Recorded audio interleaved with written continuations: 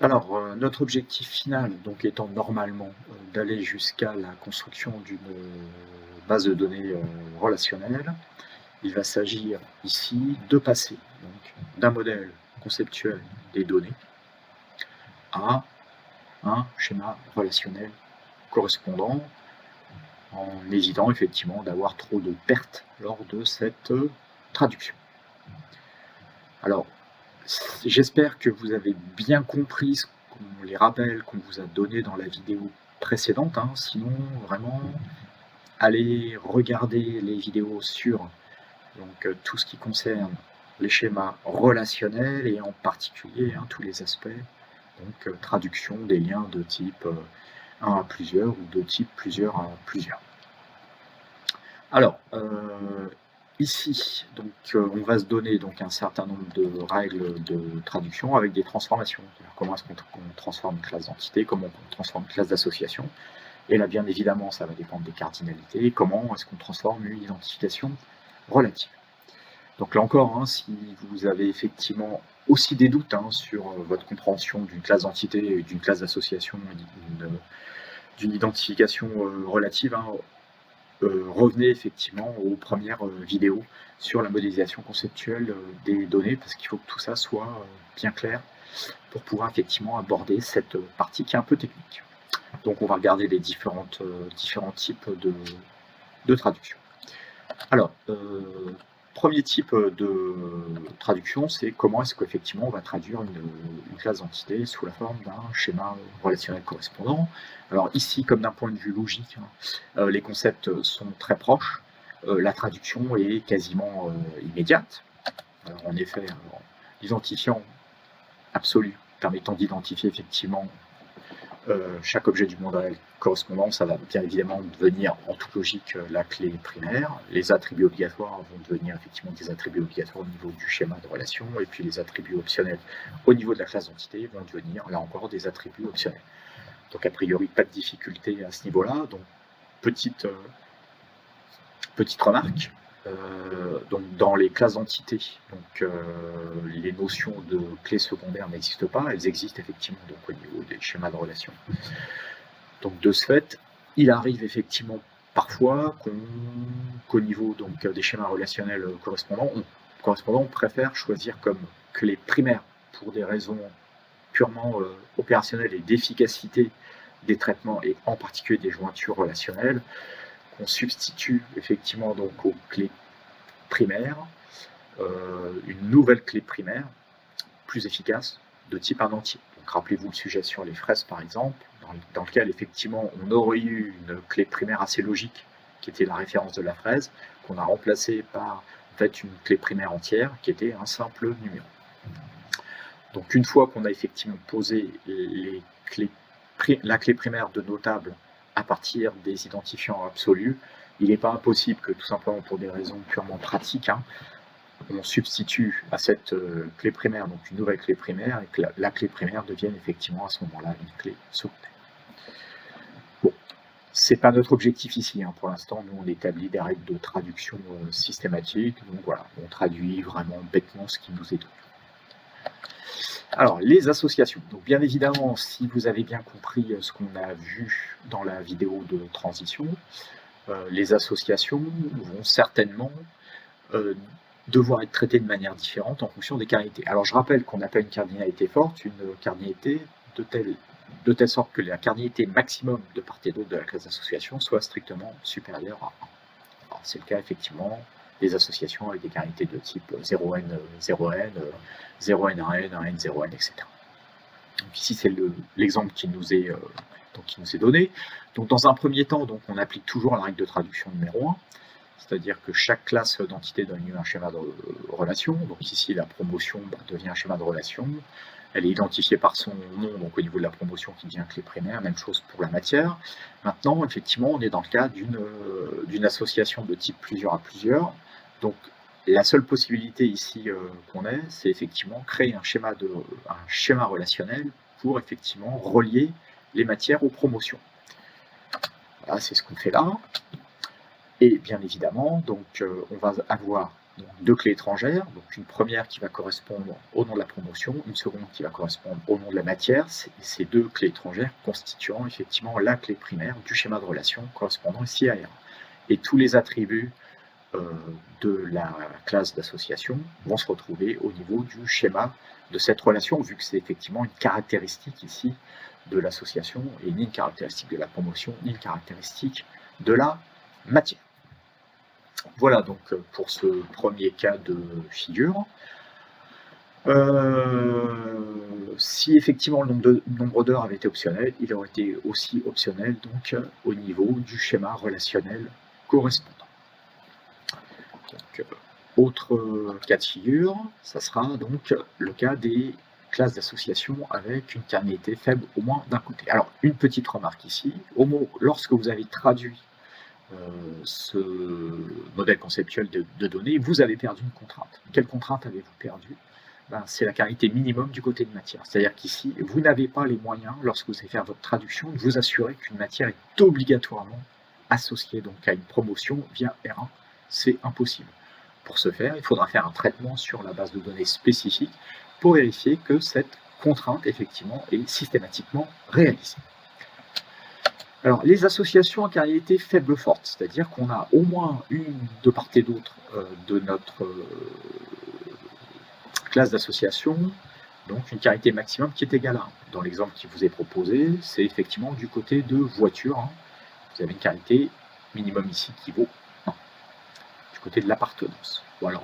Même remarque que précédemment. Alors, cette fois-ci, pour des raisons purement pratiques, l'élève est complètement identifié par son nom. Donc, bien évidemment, en toute logique, il y a de grandes chances que le nom soit insuffisant et qu'il faudra aussi mettre le prénom dans l'identifiant absolu, mais c'est simplement pour avoir des constructions qui soient un peu plus simples.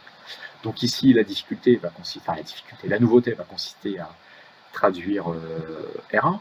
Donc il s'agit ici en fait d'une relation de 1 à plusieurs. Donc ce qui signifie qu'une voiture doit correspondre au plus à un élève.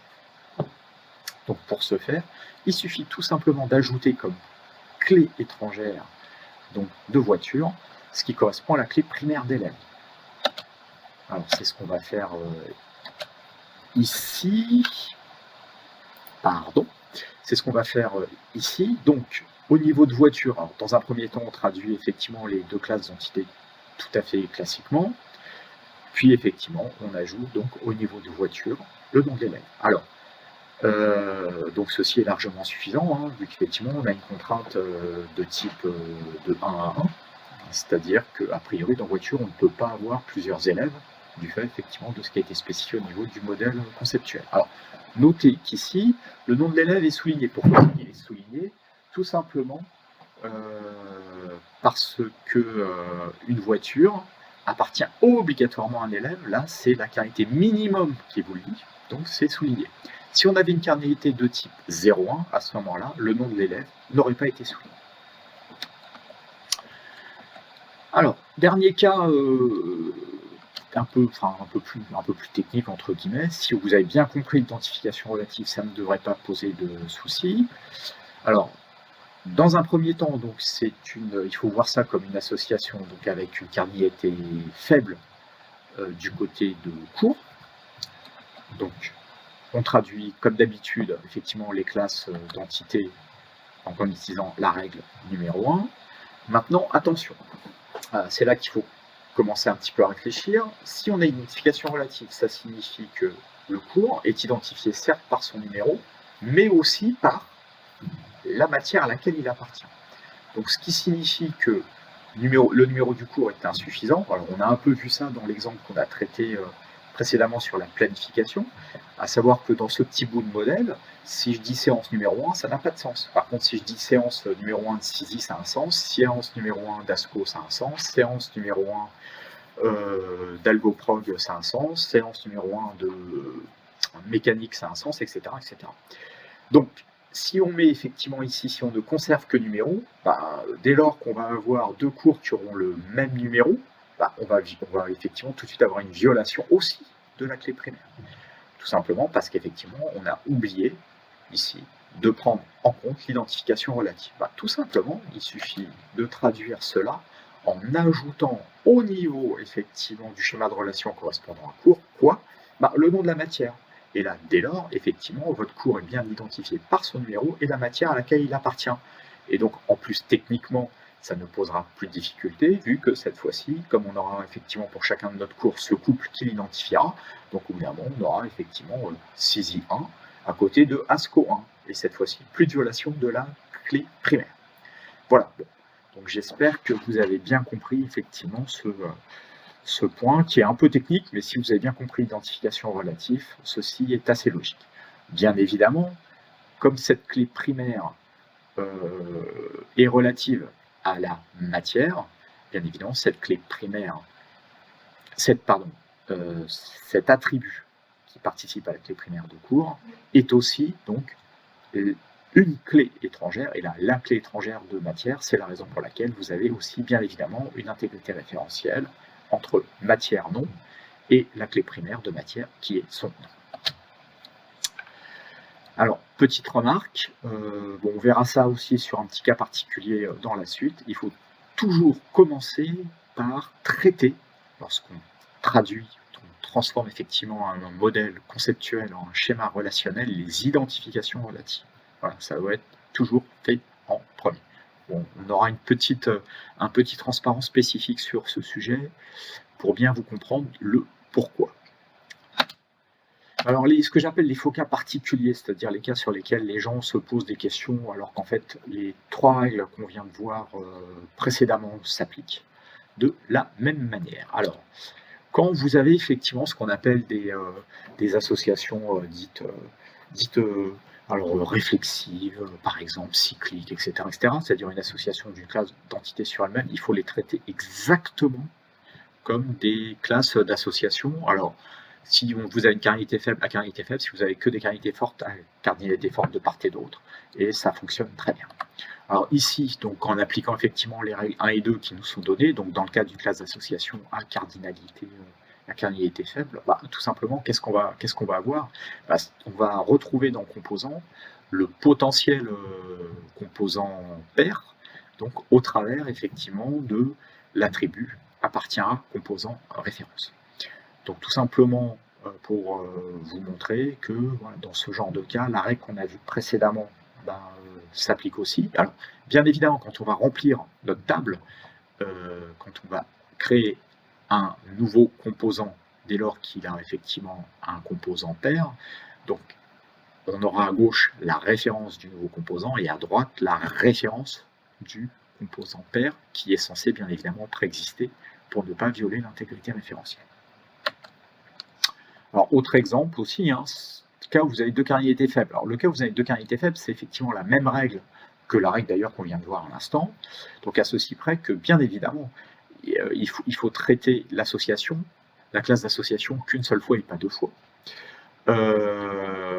Sinon, vous provoquez de la duplication d'informations. Donc, il suffit de choisir effectivement dans quel sens, où est-ce que vous allez la traduire. C'est-à-dire, est-ce que je vais traduire R1 dans correction ou est-ce que je vais traduire R1 dans contrôle. Alors, quand vous avez des cas qui sont asymétriques, c'est-à-dire que lorsque vous avez effectivement donc une cardinalité minimum d'un côté qui vaut 1 et de l'autre côté qui vaut 0, il faut toujours prioriser la cardinalité minimum qui vaut 1. En effet, 1 signifie avoir un caractère obligatoire. Donc si vous dérivez effectivement ce modèle en restant du côté 0, vous allez perdre effectivement le caractère 1 côté gauche, donc cardinalité minimum, qui aurait un caractère obligatoire. Et là, typiquement, si vous traduisez ce modèle en mettant ce qui correspond à la correction dans le contrôle, vous perdez le fait qu'une correction doit obligatoirement être associée à un contrôle. C'est la raison pour laquelle on va plutôt mettre effectivement ce qui identifie le contrôle dans la correction. Donc voilà. Donc ici, vous allez avoir dans correction donc, ce qui identifie le contrôle. Donc ici, c'est une clé étrangère double, datée matière, donc qui est soulignée. Donc il y a bien un caractère obligatoire, donc on a bien conservé et pas perdu, donc ce qui correspond à la cardinalité minimum égale à 1 du côté de correction. Donc si on avait fait l'inverse, c'est effectivement une contrainte qu'on aurait perdue. Et donc notez bien ici que donc, ce qui correspond à l'association n'est bien modélisé qu'une fois et une seule. C'est-à-dire que dans contrôle, hors de question effectivement d'aller mettre le numéro de la correction, sinon duplication d'informations, donc ce qui signifie risque d'erreur. Voilà, donc là j'en ai fini avec les règles de base. Donc dans une prochaine vidéo, on verra un petit cas pratique, donc vidéo normalement rapide, sur le problème des identifications relatives et l'ordre dans lequel il faut les traiter.